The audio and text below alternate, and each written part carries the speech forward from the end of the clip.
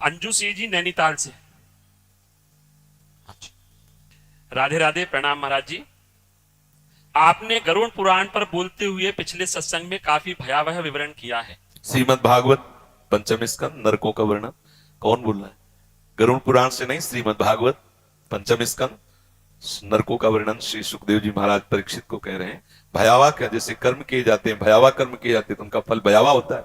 जैसे कोई कहता है, अब आगे प्रश्न करना, लेकिन वो बात आ गई कह रहा हूं, कोई कहता है नरक वरक नहीं होते।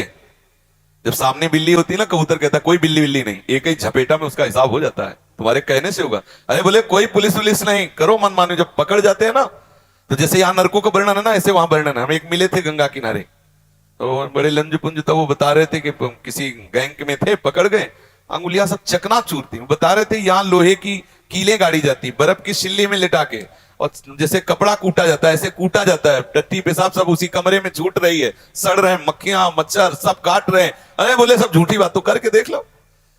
बोले यहां नहीं नरक, वहां नहीं नरक, कोई ये सब केवल गप्पे बता रहे हैं। बाबा जी को क्या है, तो लोग में भय फैला रहे हैं। आप करके देख लो। यहां बोले भगवान अगर दंड देना है तो समाज में दंड दें। जानते हो चोर की जब पिटाई होती है ना, तो बंद कमरे में होती है। चाहिए कि समाज में करना चाहिए जिससे शिक्षा हो, लेकिन सिद्धांत है।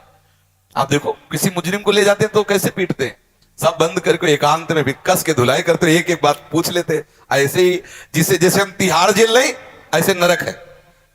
ऐसा मान लो कि तिहाड़ जेल एक भारत की जेल है और नरक एक अनंत ब्रह्मांडों की जेल है। जहां से भी अपराध करोगे वहां तुम्हें जाके सजा मिलेगी। तो भयावह क्या? भयावह कर्म ना करो। ये पुलिस है, चोर के लिए भय देने वाली है और आपके लिए निर्भय करने वाली है। आप देखो, अगर आप धर्म से चल रहे तो आपको कितना सपोर्ट देते। वो बेचारे धूप में भी खड़े हैं, आपकी गाड़ी निकलवा रहे हैं, वो सब संयम बता रहे हैं जिससे आपको कष्ट ना हो। रात में वो गश्त लगा रहे, जब आप सो रहे होते हो तब वो पूरा दौड़ भाग कर रहे होते हैं। क्या पुलिस भयावह है? पुलिस सुख देने, लेकिन भयावह किनके? जो रात में सेंध करने वाले हैं, वो हारन सुन के ही मोहल्ला छोड़ देंगे, उनको भय लगेगा। भयावह उनके लिए नरक है जो भगवान के सिद्धांत के विरुद्ध आचरण करते हैं। नहीं, नरक और भय ये भक्त की नजर में है नहीं। वो तो मांग कर रहे हैं, कह रहे हैं यत्र यत्र मम जन्म कर्म भी नारके परमे पदे अथवा। भक्त तो मांग कर रहा है कि चाहे नरक भेज दो चाहे परम पद भेज दो, मुझे कोई परवाह नहीं, क्योंकि आप हमारे हृदय में हैं। बस ये खास बात है, आपका चिंतन हो रहा, आपका सुमिरन हो रहा, आपके अपनेपन में, चाहे नरक भेजो चाहे जहां। जे जोनि जन्मो कर्म बस नाथ पद अनुरागो। आपके अनुराग से युक्त तो किसी भी योनि में जन्मे। आगे प्रश्न कीजिए। भयावह विवरण किया गया है। पाप कर्मों का पहले भी प्रभु जी ऐसा सुना गया है। प्रश्न ये है कि वो दंड बहुत ज्यादा है और फिर जन्म लेने के बाद जो हम भूल जाते हैं और फिर वही विकार घेर लेते हैं। 5 मिनट का बलात्कार, 5 मिनट का, पूरे जीवन की जेल, और इतने से ही मुक्ति नहीं हो गई, इसके बाद भी कुछ होता है। इसीलिए डरो, भयभीत हो और धर्म से चलो। कोई खिलवाड़ थोड़ी है। तुम खेल खेल, एक ने कहा कि अगर हम मांस नहीं खाएंगे तो हमारे अंदर बल नहीं आएगा, ऐसा नहीं आएगा, वैसा नहीं आएगा। बनो बलवान, वहां एक से एक बलवान तुम्हारे होश ठीक कर देंगे। जैसे तुम यहाँ जीवों को खा रहे हो ना, तो अपने बल पुष्टता शर्म आनी चाहिए। कैसे कैसे राक्षसी स्वभाव के लोग हैं। अरे मांस, बोले तुम भी तो मूली और गाजर पाते हो, उसमें भी तो जीव है। ये हमारे लिए विधान है, शास्त्री कानून है कि तुम पा सकते हो। हमारे लिए विधान किया है भगवान ने। तुम मनुष्य, तुम्हारे लिए बकरा भैंसा राक्षस हो क्या? तुम्हारे लिए विधान है क्या? मूली गाजर जो विधान है, जीवे जीव बिना जीवे नहीं, सिद्धांत है। हमारे लिए विधान है। हमारे लिए गेहूं है, जौ है, चना है, दालें हैं, अन्न है, फल है, मेवा है, मिष्ठान है, दूध है, दही, कितने पदार्थ जरूरी है। जिंदा पशुओं को जलाओ और खाओ तो राक्षस बनो, तो तुम जाओ भोगो जाके।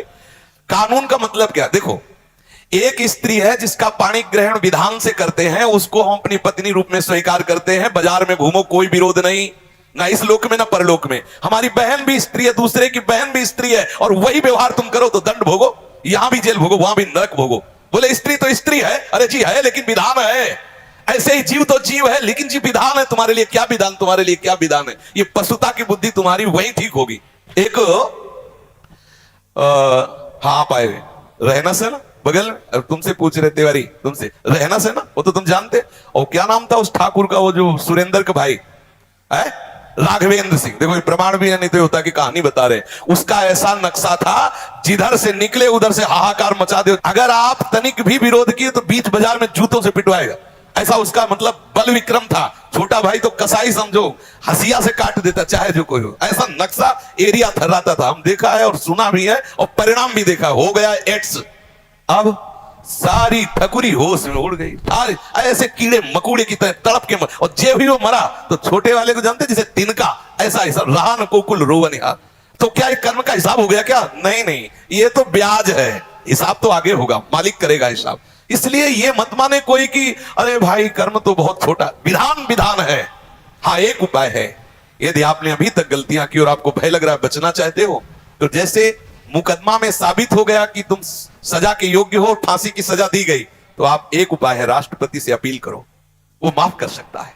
तो भगवान हमारे राष्ट्रपति है, राष्ट्रपिता है, हम बच्चे, हमसे गलती हो गई, हम अपील करें, अब लो नशानी अब ना नसई हो, तो कह रहे हम तो आम सर पापे भ्यो मोक्षिष्यामि मा शुचा, जा मैं तुझे सारे पापों से मुक्त कर देता हूं। वो नरक कभी नहीं जाएगा, महापापी रहा है लेकिन भगवान धाम जाएगा, क्योंकि प्रभु ने उसे माफ कर। एक उपाय है, हरि की शरण में आ जाओ, प्रभु का नाम जप करो, सब पाप नष्ट हो जाओ, मनमानी आचरण करो तो भोगो जा करके। अब आप कहते हो इतने का इतना दंड, तो ये तो विधान है, डरो इस विधान से। अब कलयुग का प्रभाव बढ़ता जा रहा है, बोलेगा शास्त्र वास्त्र कुछ तुम्हारे कहने से होगा। अभी कुछ ही दिनों के पहले की बात है, यहां बैठ के ऐसे तर्क करते थे, हम मुस्कुरा देते थे। देखो अभी आप खड़े हो, हमें मां बहनों की गालियां दो तो हम हाथ जोड़ेंगे, अंदर से सोचेंगे प्रभु हमारे धैर्य की परीक्षा दे रहे, मुस्कुरा देंगे। और आपको लगेगा मैं बाबा को दबा के चला गया, दुखिया को न सताइए दुखिया देगा रोए, और जिस दिन दुखिया के मुखिया सुने तो तेरी गति क्या हो। यही हम तड़प तड़प के कैंसर से ठोकर जब शरीर वो शरणागत भी हुए भगवत मां, तो हिरा गई, सारे नशे हिरा गए, सारी हम मिट्टी में मिल गया। तुम कहो कौन भगवान, कैसा भगवान, जब उसका हिसाब आएगा तुम्हारे पुरखा पानी पा जाएंगे, पक्का समझ लो, तुम्हारे कहने से है। यहां तुम मुझ में ताव दो, जब फंस जाओगे ना तो वहां गिरा के एक के ऊपर चार चार की लट बरसती है, तब वो कहता है बाप की कसम खाता हूं दोबारा काम नहीं करूंगा।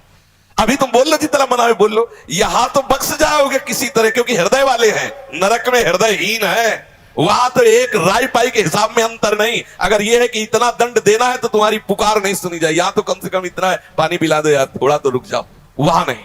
इसलिए डरो इस बात से कि कहीं हमसे, हरिवंश महाप्रभु कहते हैं यही डर ही डर हरिवंश, डरो जैसी हरिवंश नरक गति दुर्भर यम द्वारे कटियत नक्शी के, बहुत ही दुर्गति होती है, एक एक पाई पाई का हिसाब होता है, सावधान रहो।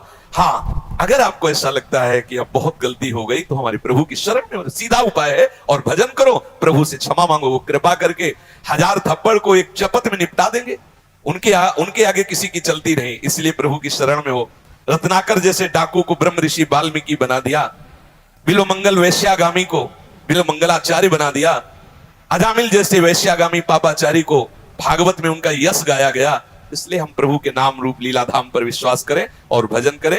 नरक का भय हमारे लिए पक्का है यदि भजन नहीं किया, भगवान का चिंतन नहीं किया। कहने से कुछ नहीं होता कि ये जी क्या होता है।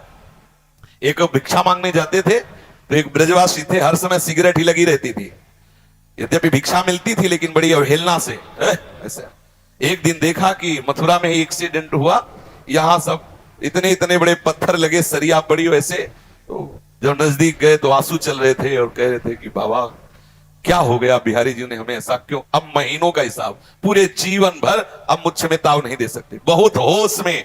ये मत सोचो कोई देख नहीं रहा, आज तुम बुरा कर रहे हो तो तुम्हारे पुण्य खर्चा हो रहे, जिस दिन तुम्हारे पुण्य खत्म हुए अभी का पाप और पीछे का पाप मिलेगा, कोई त्रिभुवन में नहीं जो तुम्हें बचा सके, फिर सब हाय हाय मचता रहता है। अभी बुद्धि ठिकाने लगा लो और भजन। अगर ये कहो कि भय देते हो तुम संसार को, भय, अच्छा निर्भय होकर के तो ये बलात्कार हो रहा है, निर्भय होकर के तो अत्याचार और हिंसा हो रहे हैं। यदि राष्ट्र का भय, धर्म का भय, शास्त्र का भय, गुरु का भय, तो साफ सावधान पूर्वक धर्मात्मा बनकर चले। आज निर्भयता बढ़ रही है और शास्त्र और संत और सदगुरुदेव और महापुरुषों की अवहेलना हो रही, उसी का परिणाम बढ़ता चला जा रहा है। आप देखो जहां ये शासन के इतना करने पर हाथ काट दिए जाएंगे, ऐसा करने पर तुम्हारी आंख फोड़ दी जाएगी, जबान वो हिल जाएगा कि ऐसा कैसे हो रहा है, कहीं भूल हो गई तो ऐसा हो जाएगा।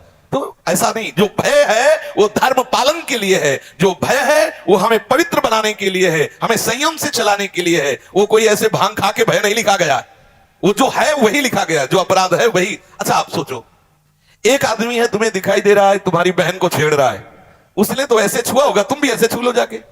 छेड़ने का मतलब उसने ऐसे छुआ और मुस्कुरा दिया, तो तुम भी छू के मुस्कुरा दो, लेकिन तुम क्या करोगे, 4 लोग मिलकर 50 जूते मारोगे गिरा गिरा के। तो इतना बड़ा दंड ठीक था क्या? हम आपके प्रश्न का उत्तर कर रहे हैं। इतना, अरे उसने ऐसे छू के मुस्कुरा दिया था, तुम भी दोनों तरफ छू लेते, मुस्कुरा देते, लेकिन ऐसा नहीं करते, गिरा के 50 जूता मारते और वो चलने लायक नहीं रहता। क्या हुआ? बोले इतने से मुक्त कर देते, बोले नहीं फिर पुलिस को देते, फिर वहां हिसाब होता है अलग। तो आप सोच लो इतनी चेष्टा का ये है, तो हमारी तुम्हारी जो चेष्टाएं गुप्त रूप से हो रही है उनका परिणाम कितना लंबा आएगा। इसमें कोई भी गुंजाइश नहीं है मनमानी, जो चाहे बोलो, चाहे भगवान को गाली दो, चाहे हमें गाली दो, चाहे शास्त्र को गाली दो, जब परिणाम आएगा तो तुम्हारे पुरखा तृप्त हो जाएंगे, ये पक्की बात है।